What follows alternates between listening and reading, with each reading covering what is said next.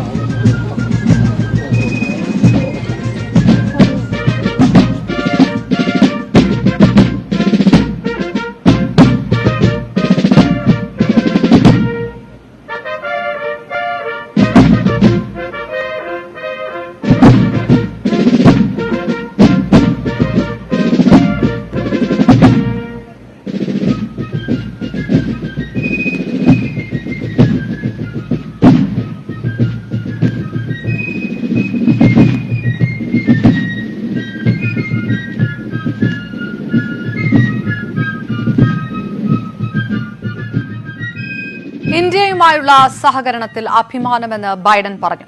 Indian ജനതയ്ക്ക് അഭിമാന നിമിഷമെന്ന് മോദിയും പറഞ്ഞു. And as democracies, we can better tap into the full talent of all of our people and attract investments as true and trusted partners as leading nations, with our greatest export being the power of our example.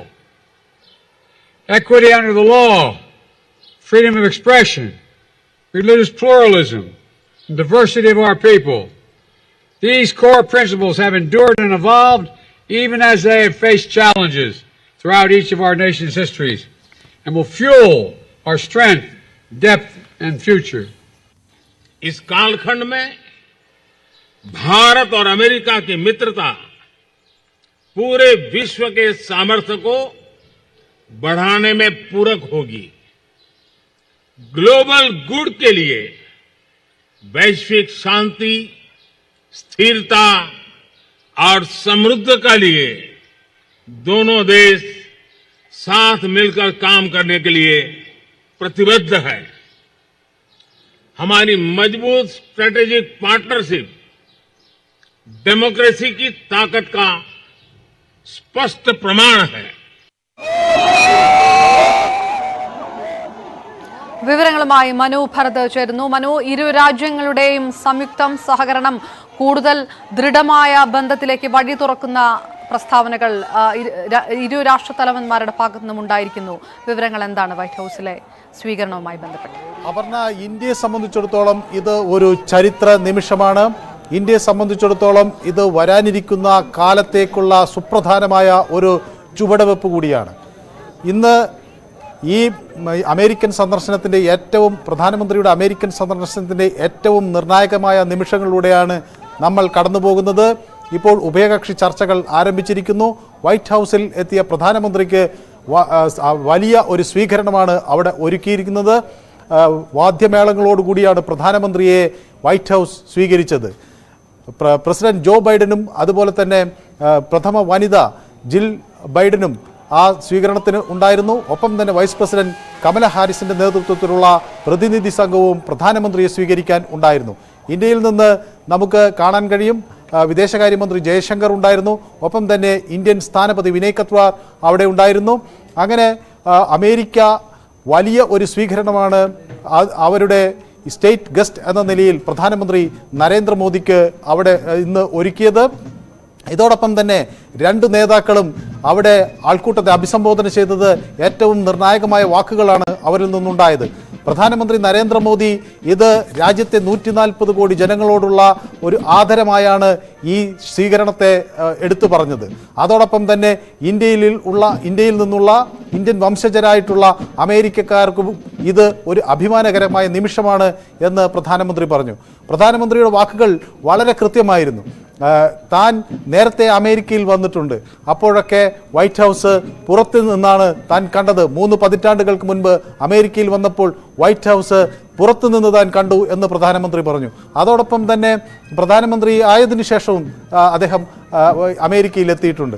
പക്ഷേ ഇത് ഏറ്റവും സുപ്രധാനമായ ഒരു നിമിഷമാണ്, white house തനിക്ക് വേണ്ടി തുറന്നിരിക്കുന്നു എന്ന് പ്രധാനമന്ത്രി പറയുമ്പോൾ ആ നരേന്ദ്രമോദി ഇന്ത്യൻ പ്രധാനമന്ത്രി എന്ന നിലയിൽ കൂടുതൽ കരുത്താർജിക്കുകയും ഒരു അന്താരാഷ്ട്ര ആഗോള തലത്തിലുള്ള ഒരു സ്റ്റേറ്റ്സ്മാനായി ഉയരുകയും ചെയ്തിരിക്കുന്നു എന്നത് ഇന്ത്യ സ്വയം ലോകരാജ്യങ്ങൾക്കിടയിൽ കരുത്തുറ്റൊരു രാജ്യമെന്ന് അടയാളപ്പെടുത്തുകയും ചെയ്തിരിക്കുന്നു എന്നത് കൂടി ആണ് ഈ വാക്കുകൾ വ്യക്തമാക്കുന്നത്.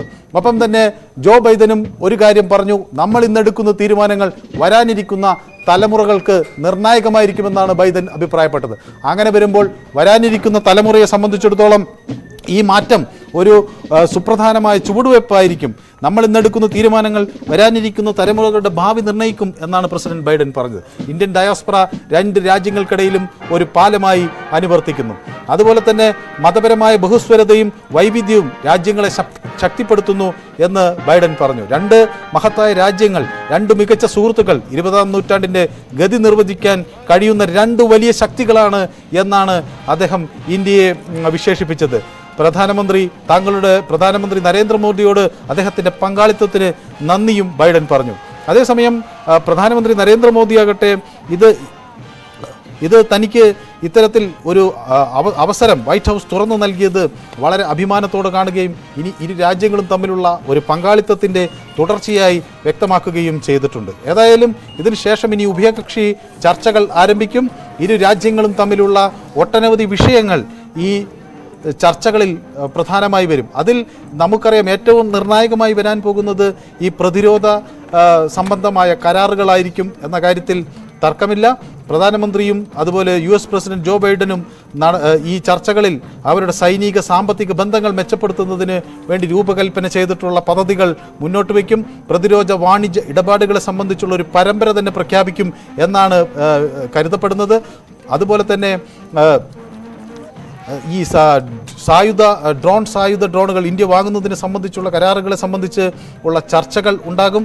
അതോടൊപ്പം തന്നെ ഒട്ടനവധി വിഷയങ്ങൾ ഈ കൂടിക്കാഴ്ചയിൽ ചർച്ചയാകും എന്നത് വ്യക്തമാണ്. ഇന്ത്യയെ സംബന്ധിച്ചിടത്തോളം നമുക്കറിയാം, ഇന്ത്യ 1971 ഒരു ബംഗ്ലാദേശ് മോചിപ്പിക്കുന്നതിന് വേണ്ടിയുള്ള ഇന്ത്യ പാകിസ്ഥാൻ യുദ്ധം നടന്നുകൊണ്ടിരിക്കുമ്പോൾ അന്ന് ഇന്ത്യക്കെതിരെ ഒരു നിലപാടെടുത്ത രാജ്യമായിരുന്നു അമേരിക്ക. അന്ന് ഈ 6 കപ്പൽപ്പട ബംഗാൾ ഉൾക്കടലിലേക്ക് നീങ്ങുന്നുവെന്ന വാർത്തകൾ വളരെ അലോസരമായാണ് ഇന്ത്യ കണ്ടത്. പാകിസ്ഥാൻ്റെ ക്രൂരതകൾ, ബംഗ്ലാദേശിലുള്ള അഴിഞ്ഞാട്ടങ്ങൾക്ക് പിന്തുണ നൽകുന്നൊരു നീക്കമായാണ് അന്ന് നമ്മൾ കണ്ടത്. പിന്നീട് നമ്മുടെ പൊഖാറൻ ടെസ്റ്റിന് നടന്ന ഒരു ഘട്ടത്തിലും, വാജ്പേയി പ്രധാനമന്ത്രിയായിരിക്കുന്ന ഘട്ടത്തിലും അന്ന് അമേരിക്ക ഉപരോധങ്ങൾ ഏർപ്പെടുത്തിക്കൊണ്ടാണ് ഇന്ത്യയോട് പ്രതികരിച്ചത്. പക്ഷേ ആ കാലങ്ങൾ എല്ലാം മാറിയിരിക്കുന്നു. ആ 1998 ആ ന്യൂക്ലിയർ എക്സ്പ്ലോഷനെ തുടർന്ന് ഉണ്ടാക്കിയ UN സാങ്ഷൻസുകൾ പിൻവലിച്ചിരിക്കുന്നു. ഇപ്പോൾ ഇന്ത്യയും അമേരിക്കയും ഒരു വലിയ ഐക്യത്തിൻ്റെ പാതയിലേക്ക് നീങ്ങുന്നു എന്നതിൻ്റെ സൂചനകളാണ് ഇവിടെ പ്രധാനമായും നൽകുന്നത്. ഇത് വിദ്യാഭ്യാസത്തെ സംബന്ധിച്ച്, അതുപോലെ വ്യവസായങ്ങളെ സംബന്ധിച്ച്, അതുപോലെ ടെക്നോളജിയെ സംബന്ധിച്ച്, ആരോഗ്യമേഖലയെ സംബന്ധിച്ച് ഒക്കെ കൂടുതൽ സഹവർത്തിത്വവും അതുപോലെ ഒത്തുചേർന്ന് പങ്കാളിത്തവും ആണ് ഇവിടെ പ്രധാനമായും ലക്ഷ്യം വയ്ക്കുന്നത്.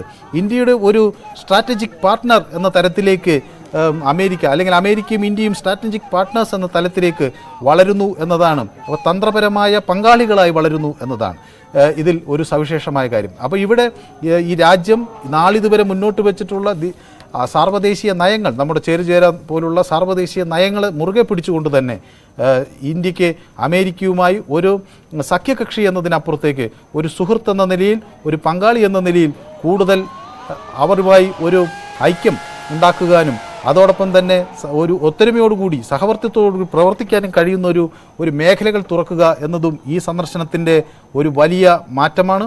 അപ്പോൾ ഇന്ത്യയുടെ നാളിതുവരെയുള്ള വിദേശകാര്യ നയങ്ങളെ ഈ പുനരവലോകനം ചെയ്യുന്ന ഒരു കാലഘട്ടം കൂടിയാണ് ഇനി വരാനിരിക്കുന്നത് എന്നതാണ് ഏറ്റവും സുപ്രധാനം.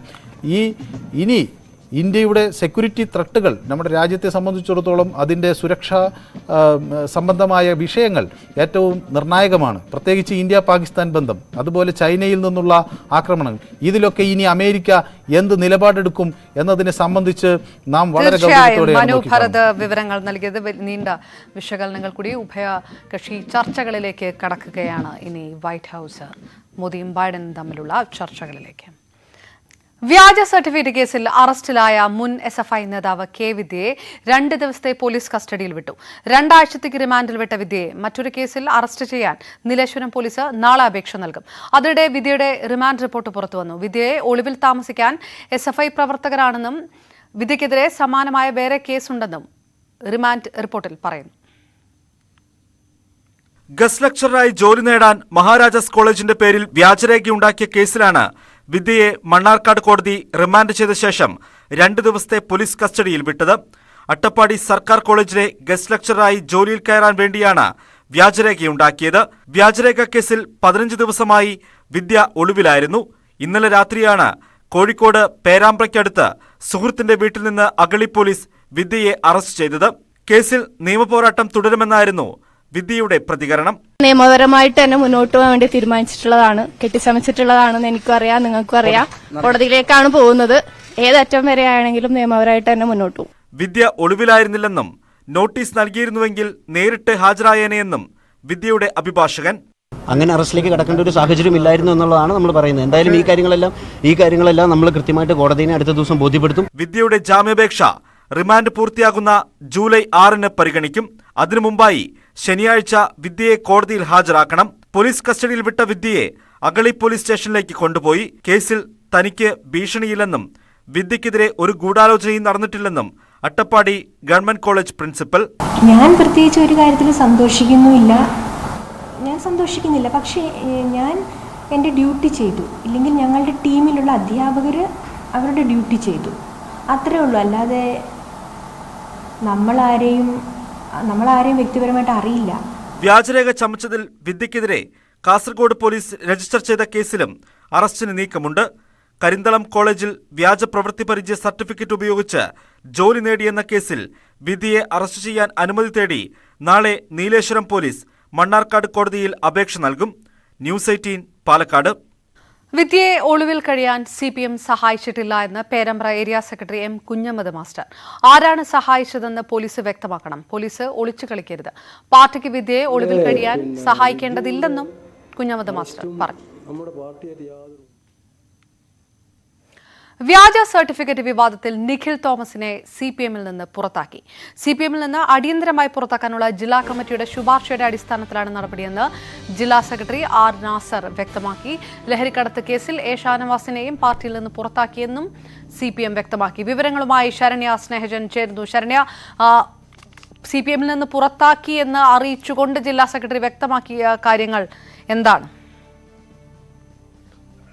അപർണ, കഴിഞ്ഞ ദിവസങ്ങളുണ്ടായ വ്യാജ ഡിഗ്രി വിവാദവുമായി ബന്ധപ്പെട്ട പോലീസ് FIR അടക്കമിട്ട പശ്ചാത്തലത്തിലാണ് ഇപ്പോൾ CPMൽ നിന്ന് നിഖിലിനെ പുറത്താക്കിയതായി CPM ജില്ലാ സെക്രട്ടറി അറിയിച്ചിട്ടുള്ളത്. സാധാരണഗതിയിൽ ഒരാളെ നടപടിയെടുത്ത് പുറത്തു കളയണമെങ്കിൽ അത്തരത്തിൽ വിശദീകരണം ചോദിക്കൽ അടക്കമുള്ള കാര്യങ്ങൾ ആവശ്യമുണ്ട്. അല്ലെങ്കിൽ അത് മേൽ കമ്മിറ്റിയിൽ നിന്നും അത്തരത്തിൽ ഈ നടപടി അംഗീകരിച്ച് വാങ്ങുകയും വേണം. എന്തായാലും ഇന്ന് ഉച്ചയോടുകൂടി അത്തരത്തിൽ നിഖിലിനെ പുറത്താക്കണമെന്ന് ജില്ലാ കമ്മിറ്റി ആവശ്യപ്പെട്ടിരുന്നു. തുടർന്നാണ് വൈകിട്ടോടുകൂടി അതിന് അംഗീകാരം ലഭിക്കുകയും നിഖിലിനെ പുറത്താക്കുകയും ചെയ്തിട്ടുണ്ട്. കായംകുളം മാർക്കറ്റ് ബ്രാഞ്ച് അംഗമായിരുന്നു നിഖിൽ. മാത്രമല്ല SFIയുടെ കായംകുളം ഏരിയ ഭാരവാഹി കൂടിയായിരുന്നു. അതുകൊണ്ട് തന്നെയാണ് പാർട്ടി അംഗത്വത്തിലും നിഖിൽ ഉണ്ടായിരുന്നു. മാത്രമല്ല കഴിഞ്ഞ ദിവസം ഷാനവാസിന്റെ നടപടിയുമായി ബന്ധപ്പെട്ട സെക്രട്ടേറിയറ്റും ഒപ്പം തന്നെ ജില്ലാ കമ്മിറ്റിയും സംഘടനാ നടപടി എടുക്കുന്ന കാര്യത്തിൽ തീരുമാനമെടുത്തിരുന്നു. അതിലും ഇന്നാണ് ഔദ്യോഗികമായി തീരുമാനമായിട്ടുള്ളത്. അപർണ. ശരണ്യ സ്നേഹജൻ വിവരങ്ങൾ നൽകിയത്. നിഖിൽ തോമസിന്റെ വ്യാജബിരുദ കേസിൽ കായംകുളത്തെ CPM കൂടുതൽ പ്രതിസന്ധിയിലേക്ക്. ജില്ലാ സെക്രട്ടേറിയറ്റ് അംഗം KH ബാബുജനാണ് നിഖിലിന് പ്രവേശനം നേടാൻ സഹായിച്ചെന്ന ആരോപണം ചൂടുപിടിക്കുന്നതിനിടയിൽ കായംകുളത്തു നിന്നുള്ള മറ്റൊരു ഏരിയ കമ്മിറ്റി അംഗത്തെയും കേസിൽ പോലീസ് ചോദ്യം ചെയ്യുകയാണ്. വ്യാജ സർട്ടിഫിക്കറ്റ് നിർമ്മിക്കാൻ സഹായിച്ചത് SFI മുൻ ഏരിയ പ്രസിഡന്റാണെന്ന നിർണായക മൊഴി പോലീസിന് ലഭിച്ചിരുന്നു. നിഖിലിന് വേണ്ടിയുള്ള തെരച്ചിലും സമാന്തരമായി പുരോഗമിക്കുന്നു. തുടർച്ചയായ രണ്ടാം ദിവസവും നിഖിൽ തോമസുമായി അടുത്ത ബന്ധമുള്ളവരെ പോലീസ് ചോദ്യം ചെയ്യുകയാണ്. ഇന്ന് കായംകുളം ഏരിയ കമ്മിറ്റി അംഗം നസീർ, കരിയിലക്കുളങ്ങര സ്വകാര്യ ലോ കോളേജിലെ SFI യൂണിറ്റ് സെക്രട്ടറി അനുരാഗ് എന്നിവരിൽ നിന്നുമാണ് അന്വേഷണ സംഘം മൊഴിയെടുത്തത്. DYFI Thazhava block joint secretary BK Niyas ഉൾപ്പെടെയുള്ളവരെ ഇന്നലെ പകൽ മുഴുവൻ ചോദ്യം ചെയ്തിരുന്നു. വ്യാജബിരുദ സർട്ടിഫിക്കറ്റ് ഉണ്ടാക്കാൻ നിഖിലിനെ സഹായിച്ചത് SFIയുടെ മുൻ കായംകുളം ഏരിയ സെക്രട്ടറിയാണെന്ന മൊഴി പോലീസിന് ലഭിച്ചിട്ടുണ്ട്. കൊച്ചി കേന്ദ്രീകരിച്ചായിരുന്നു വ്യാജ സർട്ടിഫിക്കറ്റ് നിർമ്മാണം. എന്നാൽ നിഖിൽ തോമസിനെ പിടികൂടിയാൽ മാത്രമേ കാര്യങ്ങൾ സ്ഥിരീകരിക്കാൻ കഴിയൂവെന്നാണ് അന്വേഷണ സംഘം പറയുന്നത്. SFI പ്രവർത്തകരെ കൂടാതെ CPM പ്രാദേശിക നേതാക്കളെയും പോലീസ് ചോദ്യം ചെയ്യുന്നത് പാർട്ടിയെ കൂടുതൽ പ്രതിസന്ധിയിലേക്ക് തള്ളിവിടുകയാണ്. കായംകുളം ഏരിയ കമ്മിറ്റി ഓഫീസിലെ CPM നേതാക്കളുമായുള്ള നിഖിലിന്റെ അടുത്ത ബന്ധം നേരത്തെ തന്നെ ചർച്ചയായിരുന്നു. ഇതിനിടെ കോളേജിലെ ആഭ്യന്തര അന്വേഷണ സമിതിക്ക് മുൻപാകെ കൊമേഴ്സ് വിഭാഗം മേധാവിയും അഡ്മിഷൻ കമ്മിറ്റി കൺവീനറുമായ സോണി P. ജോൺ നൽകിയ മൊഴി വിവാദമായി. MCOM പ്രവേശനത്തിനെത്തിയപ്പോൾ നിഖിൽ ഏത് ബാച്ചിലാണ് പഠിച്ചിരുന്ന കാര്യം തനിക്ക് ഓർമ്മ വന്നില്ലെന്നാണ് സോണി മൊഴി നൽകിയത്. ഒരു വർഷം മുമ്പ് വരെ നിഖിലിന്റെ അധ്യാപകനായിരുന്നു ഇടതുപക്ഷ അധ്യാപക സംഘടനയുടെ സെനറ്റ് പ്രതിനിധി കൂടിയായ സോണി. കൊമേഴ്സ് ഡിപ്പാർട്ട്മെന്റിലെ അധ്യാപകരുടെ മൊഴിയെടുത്തു. ആ മൊഴിയിൽ പറയുന്നത് ഈ വിദ്യാർത്ഥി കോളേജിൽ പഠിച്ചു എന്നുള്ള കാര്യത്തിൽ ഉറപ്പാണ്. പക്ഷേ ഏതു വർഷമാണ് പഠിച്ചത് എന്ന് അഡ്മിഷൻ എടുക്കാൻ, PGക്ക് അഡ്മിഷൻ എടുക്കാൻ വരുന്ന സമയത്ത് ഇതിന് ഉത്തരവാദിത്തപ്പെട്ട ഇരുന്ന ആൾ ഓർത്തില്ല എന്നാണ് റിപ്പോർട്ടിൽ പരാമർശിച്ചിരിക്കുന്നത്. ഇതിനിടെ നിഖിലിനായി പ്രത്യേക അന്വേഷണ സംഘം തിരച്ചിൽ തുടരുകയാണ്. കൊല്ലം, ആലപ്പുഴ, തിരുവനന്തപുരം ജില്ലകൾ കേന്ദ്രീകരിച്ചാണ് പ്രധാനമായും അന്വേഷണം. ന്യൂസ് 18 ആലപ്പുഴ. വ്യാജ സർട്ടിഫിക്കറ്റ് വിവാദത്തിൽ ഒടുവിൽ ഇടപെട്ട് CPM. കേരള സർവകലാശാല സിൻഡിക്കേറ്റ് അംഗവും ആലപ്പുഴ ജില്ലാ സെക്രട്ടേറിയറ്റ് അംഗവുമായ KH ബാബുജാനോടും SFI സംസ്ഥാന സെക്രട്ടറി PM ആർഷോയോടും വിശദീകരണം തേടി. ഇരുവരും AKG സെന്ററിലെത്തി MV ഗോവിന്ദനെ കണ്ടു. വിഷയം CPM സംസ്ഥാന സെക്രട്ടേറിയറ്റും SFI സംസ്ഥാന കമ്മിറ്റിയും ചർച്ച ചെയ്തു. കുറ്റക്കാരെ സംരക്ഷിക്കില്ലെന്നും വിഷയത്തിൽ സർക്കാർ ശക്തമായ നിലപാട് സ്വീകരിക്കുമെന്നും AK ബാലൻ പറഞ്ഞു. ഇപ്പം നടന്ന സംഭവവുമായി ബന്ധപ്പെട്ടുകൊണ്ട് ഇന്നലെ ഒരു അറസ്റ്റ് നടന്നു. അതുമായി ബന്ധപ്പെട്ടുകൊണ്ട് CPM അതുപോലെ തന്നെ SFIയും ശക്തമായിട്ടുള്ള നിലപാടെടുത്തതാണ്. ആരാണോ ഉപ്പ് നിന്ന് അവർ വെള്ളം കുടിച്ചോട്ടെ, അന്വേഷിക്കട്ടെ. ശക്തമായ നിലപാട് ഗവൺമെന്റ് എടുക്കും. ഒരാളെപ്പോലും നിയമത്തിന്റെ മുമ്പിൽ കൊണ്ടുവരാത്ത പ്രശ്നമുണ്ടാകില്ല. ഇതുമായി ബന്ധപ്പെട്ടുകൊണ്ടുള്ള ഒരു പ്രതിക്കും ഒരു കൂട്ടിലും സംരക്ഷണം കിട്ടില്ല. മാളത്തിൽ നിന്ന് ഉടുമ്പിനെ തെറിപ്പിക്കുന്നത് പോലെ പ്രതികളെ നിയമത്തിന്റെ മുമ്പിൽ കേരളത്തിലെ ഇടതുപക്ഷ ജനാധിപത്യ മുന്നണി ഗവൺമെന്റ് കൊണ്ടുവരും. അക്കാര്യത്തിൽ ഗവൺമെന്റ് ഒരാളുടെയും സമ്മർദ്ദത്തിന് വിധേയമാകില്ല. ഇന്നലെ നടന്ന അറസ്റ്റ് അതാണ് തെളിയിക്കുന്നത്. ഇനി ആരെയെങ്കിലും പിടിക്കാൻ ബാക്കിയുണ്ടെങ്കിൽ അതും പിടിക്കും. നിഖിൽ തോമസിന്റെ വ്യാജ സർട്ടിഫിക്കറ്റ് വിവാദവുമായി തന്റെ പേര് ബന്ധപ്പെടുത്താൻ ശ്രമിക്കുന്നത് ശരിയല്ലെന്ന് കേരള സർവകലാശാല സിൻഡിക്കേറ്റ് അംഗം KH ബാബുജാൻ. പൊതുപ്രവർത്തകൻ എന്ന നിലയിൽ നിരവധി അഡ്മിഷൻ ആവശ്യങ്ങൾ ദിവസേന വരാറുണ്ട്. ആർക്കൊക്കെ വേണ്ടി ശുപാർശ ചെയ്തു എന്ന് ഓർമ്മയില്ല. തുല്യത അടക്കമുള്ള കാര്യങ്ങളിൽ അക്കാദമിക് കൌൺസിലാണ് തീരുമാനങ്ങൾ എടുക്കുന്നതെന്നും KH ബാബുജാൻ പറഞ്ഞു. വിവിയരുണ്ട് റിപ്പോർട്ടിലേക്ക്. SFI നേതൃത്വത്തിന്റെ പ്രവർത്തന ശൈലിക്കെതിരെ വലിയ വിമർശനമാണെന്ന് CPM സംസ്ഥാന സെക്രട്ടേറിയറ്റിൽ ഉയർന്നത്. വിവാദങ്ങൾ ഉണ്ടാകുമ്പോൾ അത് പരിഹരിക്കുന്നതിന് പകരം അത് കൂടുതൽ മോശമാക്കുന്ന നിലയിലായിരുന്നു നേതാക്കളുടെ ഇടപെടൽ. പ്രത്യേകിച്ചും SFI സംസ്ഥാന സെക്രട്ടറി ആർഷോ ആലപ്പുഴ വ്യാജ സർട്ടിഫിക്കറ്റ് വിവാദത്തെ ന്യായീകരിച്ചെടുത്ത പ്രസ്താവനകൾക്കെതിരെ CPM സംസ്ഥാന സെക്രട്ടേറിയറ്റിൽ വിമർശനമുയർന്നു. ഇത് മാത്രമല്ല, SFIയുടെ സമീപകാലത്തെ പല പ്രവൃത്തികളും പല നീക്കങ്ങളും വലിയ നാണക്കേടുണ്ടാക്കുന്നു. SFIയെ കൊണ്ട് എന്താണോ ഉദ്ദേശിക്കുന്നത് അതിന് വിരുദ്ധമായ കാര്യങ്ങൾ, ഘടകവിരുദ്ധമായ കാര്യങ്ങൾ സംഭവിക്കുന്നു. ഇത് അനുവദിക്കാനാകില്ല. SFIയെ കൃത്യമായി നിയന്ത്രിച്ച് മുന്നോട്ട് പോകണം. അതിന് CPM നേതൃത്വം ശ്രദ്ധിക്കണമെന്ന അഭിപ്രായം, ജാഗ്രതയോടെ പ്രവർത്തിക്കണമെന്ന അഭിപ്രായം CPM സംസ്ഥാന സെക്രട്ടറി ഉണ്ടായി. ജില്ലാ കമ്മിറ്റികൾ അതത് ജില്ലകളിലെ SFIയുടെ പ്രവർത്തനത്തിൽ വളരെ സൂക്ഷ്മമായ നിരീക്ഷണം നടത്തണം. തെറ്റായ വഴികളിലൂടെ സഞ്ചരിക്കുമെന്ന് തോന്നുന്നുണ്ടാകുമ്പോൾ തന്നെ തിരുത്തി മുന്നോട്ട് പോകണം. വലിയ പ്രശ്നങ്ങൾ ഉണ്ടാകുമ്പോൾ അത് കൂടുതൽ വിവാദങ്ങളിലേക്ക് പോകാതെ പരിഹരിച്ചു പോകുന്ന നടപടികൾ സ്വീകരിക്കണമെന്ന അഭിപ്രായം CPM സംസ്ഥാന സെക്രട്ടേറിയറ്റിൽ ഉയർന്നു വന്നു. പലപ്പോഴും ഇത്തരം വിവാദങ്ങൾ ഉണ്ടാകുമ്പോൾ അതിൽ കൃത്യമായ ഇടപെടലുകൾ നടത്താൻ നേതൃത്വത്തിന് കഴിയുന്നില്ല. പക്വതയില്ലാത്ത പ്രതികരണമാണ് SFIയുടെ നേതൃത്വത്തിന്റെ ഭാഗത്ത് നിന്ന് ഉണ്ടാകുന്നത്. പരിചയ സമ്പത്തിന്റെ അഭാവമുണ്ട്.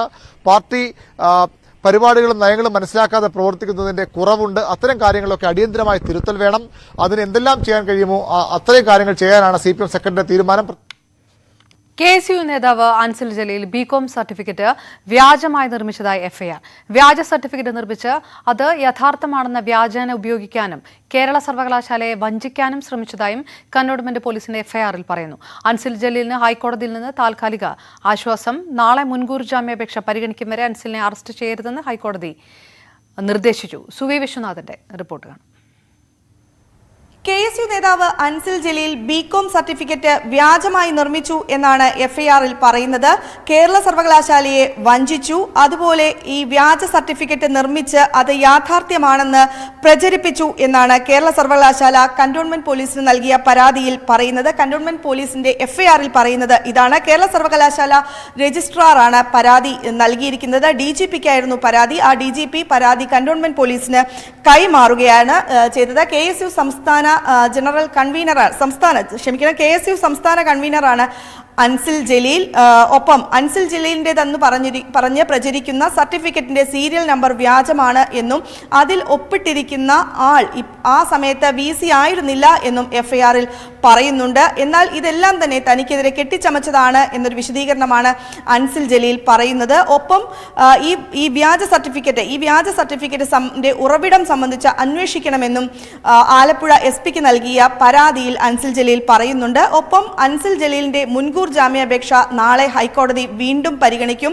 തൽക്കാലത്തേക്ക് നാളെ ഈ മുൻകൂർ ജാമ്യാപേക്ഷ പരിഗണിക്കുന്നത് വരെ അൻസിൽ ജലീലിനെ അറസ്റ്റ് ചെയ്യരുത് എന്നും ഹൈക്കോടതി വ്യക്തമാക്കിയിട്ടുണ്ട്. എവിടെയാണ് ഈ വ്യാജ സർട്ടിഫിക്കറ്റ് ഉണ്ടായത്, എവിടെ നിന്നാണ് ഈ വ്യാജ സർട്ടിഫിക്കറ്റ് ലഭിച്ചത് എന്നൊരു ചോദ്യവും ഇന്ന് ഈ മുൻകൂർ ജാമ്യാപേക്ഷ പരിഗണിച്ചപ്പോൾ ഹൈക്കോടതി ചോദിക്കുകയുണ്ടായി. കണ്ണൂർ സർവകലാശാലയിലെ അസോസിയേറ്റ് പ്രൊഫസർ നിയമനത്തിൽ പ്രിയ വർഗീസിന് ആശ്വാസം. അസോസിയേറ്റ് പ്രൊഫസർ നിയമനത്തിന് പ്രിയയ്ക്ക് യോഗ്യതയില്ലെന്ന സിംഗിൾ ബെഞ്ച് ഉത്തരവ് ഹൈക്കോടതി ഡിവിഷൻ ബെഞ്ച് റദ്ദാക്കി. സിംഗിൾ ബെഞ്ച് വാദങ്ങൾക്കിടയിലെ പരാമർശങ്ങൾ പ്രിയ വർഗീസിന്റെ സ്വകാര്യതയെ ലംഘിച്ചതായി വിമർശിച്ച കോടതി മാധ്യമങ്ങൾ സ്വയം നിയന്ത്രിക്കണമെന്നും ഓർമ്മിപ്പിച്ചു. വിധിയെ പ്രിയ വർഗീസ് സ്വാഗതം ചെയ്തപ്പോൾ മേൽക്കോടതിയെ സമീപിക്കുമെന്ന് പരാതിക്കാരൻ ജോസഫ് സ്കറിയ പറഞ്ഞു. സംസ്ഥാനത്ത് പനി ബാധിതരുടെ എണ്ണം 13,000 കടന്നു. ഇന്ന് 13,409 പേർ പനി ബാധിച്ച് ചികിത്സ തേടി. ഇതിൽ 163 പേരെ ആശുപത്രിയിൽ പ്രവേശിപ്പിച്ചു. ഇതിൽ 282 പേർ ഡെങ്കിപ്പനി ബാധിതരെന്ന് സംശയം. ഇന്ന് 53 പേർക്ക് ഡെങ്കിപ്പനി സ്ഥിരീകരിച്ചു. 7 എലിപ്പനി കേസുകളും സ്ഥിരീകരിച്ചു. ഡെങ്കിപ്പനി ബാധിച്ച ഒരാൾ മരിച്ചതായും ആരോഗ്യവകുപ്പ് അറിയിച്ചു. കൊല്ലം ജില്ലയിൽ മാത്രം 16 പേർക്കാണ് ഡെങ്കിപ്പനി സ്ഥിരീകരിച്ചത്. 3 എലിപ്പനി കേസുകളും കൊല്ലം ജില്ലയിൽ റിപ്പോർട്ട് ചെയ്തു. വിവിആറിന്റെ റിപ്പോർട്ടിലേക്ക്. വിനോദിന്റെ റിപ്പോർട്ടിലേക്ക്. സംസ്ഥാനത്ത് പനി പടർന്നു പിടിക്കുകയാണ്. ഇന്നും കൂടുതൽ പനിക്കണക്കുകൾ തന്നെയാണ് വരുന്നത്. ഡെങ്കിപ്പനി ബാധിച്ച 53 പേർ. ഈ 53 പേർക്ക് ഡെങ്കിയാണെന്ന സ്ഥിരീകരണമുണ്ടായി. ഒരു മരണവും ഡെങ്കിപ്പനി മൂലമാണെന്ന് സ്ഥിരീകരിച്ചിട്ടുണ്ട്. അതോടൊപ്പം തന്നെ എലിപ്പനി കേസുകൾ 7 എലിപ്പനി കേസുകളാണ് റിപ്പോർട്ട് ചെയ്തിട്ടുള്ളത് സംസ്ഥാനത്താകെയും.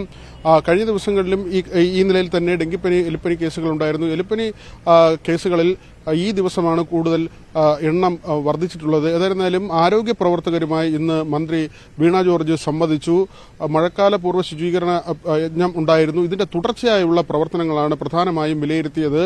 ജനകീയ ആരോഗ്യ കേന്ദ്രങ്ങൾക്ക് കീഴിലുള്ള വാർഡുകൾ ശുചിയായി സംരക്ഷിക്കുന്നതിന് വേണ്ടിയുള്ള നടപടികൾ സ്വീകരിക്കണമെന്ന നിർദ്ദേശമാണ് പ്രധാനമായും മന്ത്രി നൽകിയത്. ഇതിന്റെ മുൻനിര പോരാളികളായി ആരോഗ്യ പ്രവർത്തകർ ഇറങ്ങേണ്ടതുണ്ട്.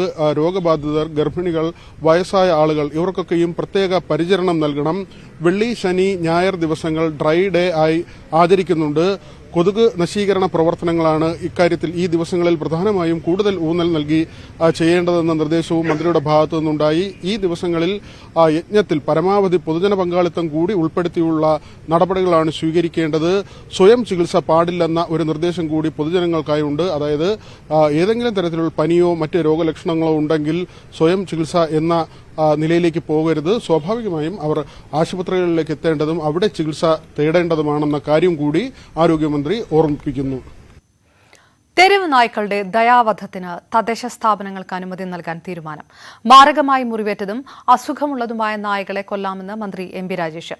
കൂടുതൽ ABC കേന്ദ്രങ്ങൾ കണ്ടെത്തുമെന്ന് മന്ത്രി J ചിഞ്ചുറാണിയും ഉന്നതതല യോഗത്തിന് ശേഷം അറിയിച്ചു. ഐശ്വര്യ അനിലിന്റെ റിപ്പോർട്ട്. സംസ്ഥാനത്ത് തെരുവുനായ ആക്രമണവും പേവിഷബാധയും വർദ്ധിച്ചു വരുന്ന ഒരു സാഹചര്യത്തിൽ സംസ്ഥാന സർക്കാരിന്റെ ഭാഗത്തു നിന്ന് അടിയന്തര ഇടപെടൽ വേണമെന്ന ആവശ്യം ശക്തമായി തന്നെ ഉയർന്നിരുന്നു. ആ ഘട്ടത്തിലാണിത് തദ്ദേശ സ്വയംഭരണ വകുപ്പ് മന്ത്രിയും ഒപ്പം തന്നെ ഈ മൃഗസംരക്ഷണ വകുപ്പ് മന്ത്രിയും സംയുക്ത യോഗം ചേർന്ന് ഇക്കാര്യത്തിൽ പ്രധാനപ്പെട്ട ചില തീരുമാനങ്ങൾ എടുത്തിരുന്നു. അതിൽ ഏറ്റവും പ്രധാനപ്പെട്ട ഒന്ന് എന്ന് പറയുന്നത് തെരുവുനായ്ക്കളുടെ ദയാവധത്തിന് തദ്ദേശ സ്ഥാപനങ്ങൾക്ക് അനുമതി നൽകാനുള്ള തീരുമാനമാണ്. അതായത് ഈ ABC നിയമത്തിൽ മാരകമായി മുറിവേറ്റതും ഒപ്പം തന്നെ ഭേദമാക്കാൻ കഴിയാത്ത അസുഖമുള്ള നായകളെയും കൊല്ലാൻ വ്യവസ്ഥയുണ്ട്.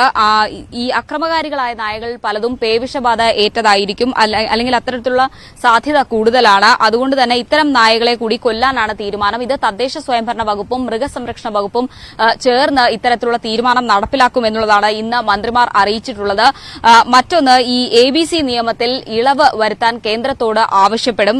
നിയമപരമായ ഇളവ് ലഭിക്കാനുള്ള സാധ്യതയും ഏത് രീതിയിലാണ് എന്നത് സംസ്ഥാന സർക്കാർ തേടും. ഒപ്പം ഈ അറവ് മാലിന്യം അലക്ഷ്യമായി ഉപേക്ഷിക്കുന്നത് ഇത്തരം ആക്രമണങ്ങൾ വർദ്ധിക്കാൻ കാരണമായിട്ടുണ്ട് എന്നുള്ളതാണ് വിലയിരുത്തൽ. അതുകൊണ്ട് തന്നെ അതിനെതിരെ കർശനമായ നടപടി അല്ലെങ്കിൽ പരിശോധിക്കാൻ ആവശ്യമായ നടപടികൾ സ്വീകരിക്കാനും സർക്കാർ തലത്തിൽ തീരുമാനമായിട്ടുണ്ട്. പേവിഷബാധ പൂർണ്ണമായും ഇല്ലാതാക്കാൻ ഗോവൻ സർക്കാർ മോഡൽ പരീക്ഷിക്കാൻ നേരത്തെ സർക്കാർ തീരുമാനിച്ചിരുന്നു. പക്ഷേ അത് സെപ്റ്റംബറിൽ മാത്രമേ അത് നടപ്പിലാവുകയുള്ളൂ. പക്ഷേ അതുവരെയുള്ള കാലതാമസം ഒരുപക്ഷെ കൂടുതൽ ആക്രമണങ്ങൾ ഈ അടുത്ത ദിവസങ്ങളിലായി ഉണ്ടാകുന്ന സാഹചര്യത്തിലാണ് മറ്റ് പ്രതിരോധ നടപടികൾ കൂടി ശക്തമാക്കാനുള്ള സംസ്ഥാന സർക്കാരിന്റെ തീരുമാനം. ഒപ്പം തന്നെ ഈ മൃഗസ്നേഹികൾ, അതായത് ഈ വിഷയത്തിൽ പല അഭിപ്രായങ്ങൾ ഉയർന്നു വരുന്ന ഒരു സാഹചര്യമുണ്ട്. അതുകൊണ്ട് തന്നെ മൃഗസ്നേഹികളെ കൂടി കണ്ട് അവരുമായി ഈ മന്ത്രിമാർ തന്നെ ചർച്ച നടത്തും. അതിനുശേഷം അവരുടെ കൂടി സഹകരണം ഉറപ്പുവരുത്തിക്കൊണ്ടായിരിക്കും ഇത്തരം പ്രതിരോധ നടപടികളുമായി സംസ്ഥാന സർക്കാർ മുന്നോട്ട് പോവുക. സംസ്ഥാനത്തെ യൂട്യൂബർമാരുടെ വീടുകളിലും ഓഫീസിലും ആദായനികുതി വകുപ്പിന്റെ പരിശോധന. നടിയും അവതാരികയുമായ പേളിമാണി ഉൾപ്പെടെയുള്ളവരുടെ വീടുകളിലും സ്ഥാപനങ്ങളിലുമായിരുന്നു പരിശോധന. പൊതുജനമധ്യത്തിൽ തെറിപ്പാട്ട് പാടിയതിനും ഗതാഗതം തടസ്സപ്പെടുത്തിയതിനും തൊപ്പി എന്ന യൂട്യൂബർക്കെതിരെ കേസ്. മലപ്പുറം വളാഞ്ചേരി പോലീസാണ് തൊപ്പി എന്ന നിഹാലിനെതിരെ കേസെടുത്തത്. വടക്കൻ അറ്റ്ലാന്റിക് സമുദ്രത്തിൽ കാണാതെ പോയ ടൈറ്റൻ സമുദ്ര പേടകത്തിലെ 5 പേർക്കായുള്ള തെരച്ചിൽ നിർണായക ഘട്ടത്തിൽ. 96 മണിക്കൂർ സമയത്തേക്കുള്ള ഓക്സിജനുമായാണ് സമുദ്ര പേടകം പുറപ്പെട്ടത്. ആ സമയപരിധി അല്പം മുൻപ് അവസാനിച്ചത് പ്രതീക്ഷകൾക്ക് മങ്ങലേൽപ്പിച്ചിട്ടുണ്ട്. ഇനി ഇന്നത്തെ സ്വർണം വെള്ളി പ്ലാറ്റിനം നിരക്കുകൾ. തരകൻസ് റോയൽ ജ്വല്ലറി ഇന്നത്തെ സ്വർണ്ണവില ബ്രോട്ട് യു ബൈ അനധികൃത വിൽപ്പനക്കാരിൽ നിന്നും സ്വർണം വാങ്ങി ഇനി ആരും വഞ്ചിതരാവരുത്. Tharakans royal jewellery, Kunnamkulam. സ്വർണം ഗ്രാമിന് 5435 രൂപ, പവന് 43,480, വെള്ളി ഗ്രാമിന് 77, കിലോയ്ക്ക് 77,000, പ്ലാറ്റിനം ഗ്രാമിന് 3,454 രൂപ. തരകൻസ് റോയൽ ജ്വല്ലറി ഇന്നത്തെ സ്വർണ്ണവില ബ്രോട്ട് യു ബൈ അനധികൃത വിൽപ്പനക്കാരിൽ നിന്നും സ്വർണം വാങ്ങി ഇനി ആരും വഞ്ചിതരാവരുത്. Tharakans royal jewellery, Kunnamkulam. പൂർണ്ണമാകുന്നു വാർത്തകൾ വിശദമായി. നമസ്കാരം.